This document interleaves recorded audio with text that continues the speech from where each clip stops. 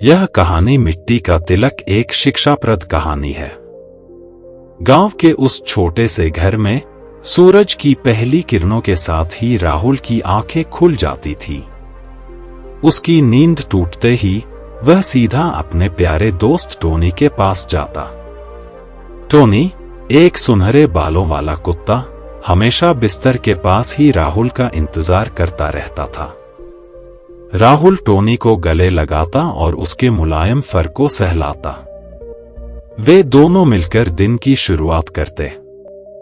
Rahul Tony को साथ लेकर खेतों में जाता, नदी के किनारे दौड़ता और पेड़ों की छाया में बैठकर कहानियां सुनता। टोनी हमेशा राहुल का साथ निभाता। जब राहुल रोता तो टोनी उसके आंसू चाटकर उसे सांत्वना देता। जब राहुल हंसता तो टोनी अपनी पूंछ हिला हिलाकर उसकी खुशी में शामिल होता। अब समय आ चुका था जब राहुल को पढ़ने के लिए गांव से बाहर जाना था। एक दिन राहुल की दादी ने उसे मंदिर ले जाने का फैसला किया। मंदिर जाने से पहले राहुल ने टोनी को गले लगाकर कहा, टोनी, मैं तुझे बहुत याद करूंगा। टोनी की आंखें राहुल के चेहरे पर टिकी रहीं। वह समझ गया था कि राहुल उससे दूर जाने वाला है। मंदिर में पुजारी ने राहुल के माथे पर गंगा जल से तिलक लगाया। फिर उसने एक कटोरी में रखी मिट्टी से राहुल के माथे पर एक और तिलक लगाया। यह मिट्टी का तिलक गांव के लोगों के लिए बहुत खास था। माना जाता था कि इस मिट्टी में देवी देवताओं का आशीर्वाद होता है। राहुल को यह तिलक बहुत पसंद आया। उसे लगा जैसे उसके माथे पर देवताओं का आशीर्वाद है। राहुल घर लौटा और सीधा टोनी के पास गया। उसने टोनी को अपना तिलक दिखाया।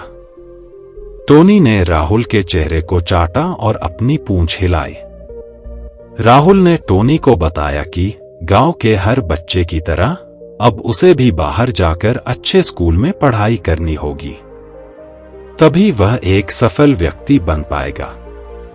फिर बहुत सारे पैसे काम आएगा और उस पैसे से राहुल और टोनी सुखमय जीवन जिएंगे। परंतु राहुल एक बच्चा था और उसे यह नहीं पता था कि टोनी की उम्र राहुल की इतनी नहीं है। राहुल को खुश होता देख टोनी भी खूब खुश हुआ। वह अपनी पूंछ हिला हिलाकर राहुल की खुशियों में खुश हो रहा था। सच में इसे ही सच्चा प्रेम कहते हैं। आप जिससे प्रेम करते हैं, जब वह खुश होता है तो आप इसी बात से खुश हो जाते हैं। फिर एक दिन सुबह राहुल गांव से बाहर दूर शहर में पढ़ने चला गया। कई साल बीत गए, लेकिन वो टोनी को कभी नहीं भूला। हर छुट्टी में वह गांव आता और टोनी के साथ खेलता। एक दिन राहुल को पता चला कि टोनी बीमार है। वह तुरंत गांव गया। टोनी बहुत कमजोर हो गया था। राहुल ने टोनी को गोद में उठाया और उसे अपने सीने से लगा लिया। टोनी की आंखें धीरे धीरे बंद हो गईं। राहुल टूट गया था। उसने टोनी को एक सुंदर से पेड़ के नीचे दफनाया। रात को राहुल उस पेड़ के नीचे बैठा और टोनी को याद किया। आकाश में चांद चमक रहा था और तारे टिमटिमा रहे थे। राहुल ने सोचा कि टोनी अब आसमान में एक तारे के रूप में चमक रहा है और वह हमेशा उसके साथ है। सालों बाद राहुल एक सफल व्यक्ति बन गया। उसने शहर में एक बड़ा घर बना लिया। उसे कभी भी गांव और टोनी की याद नहीं आती थी। एक दिन उसे एक सपना आया। सपने में टोनी उसके पास आया और कहा, राहुल, तुम मुझे भूल गया है। राहुल जाग गया और रोने लगा।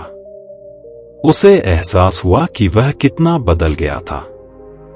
राहुल ने फैसला किया कि वह गांव वापस जाएगा और टोनी के नाम पर जानवरों का एक अस्पताल बनवाएगा, ताकि सभी जानवरों को अच्छी देखभाल मिले।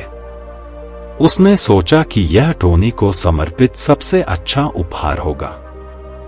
जब अस्पताल बन गया तब एक दिन वहां एक लावारिस कुत्ते का बच्चा आया जो बीमार था। वह राहुल के पैर के पास बिल्कुल वैसे बैठा रहता जैसा टोनी बैठता था। कुछ दिन बाद राहुल ने उसे पाल लिया और उसका नाम रखा टोनी। दोस्ती जीवन का सबसे अनमोल तोहफा है। हर जीवित प्राणी प्यार और देखभाल का हकदार है। सफलता पाने के बाद भी हमें अपने अतीत और दोस्तों को नहीं भूलना चाहिए। हमेशा दूसरों की मदद करने के लिए तैयार रहना चाहिए। दोस्तों, आपको यह कहानी कैसी लगी? आप इससे क्या सीखा? नीचे कमेंट बॉक्स में हमें बताएं और अपने दोस्तों से इसे अवश्य शेयर करें ताकि अधिक लोग सभी कहानियां सुन सकें। मिलते हैं अगली कहानी में, तब तक के लिए अपना ख्याल रखिएगा। धन्यवाद। नमो बुद्धाय।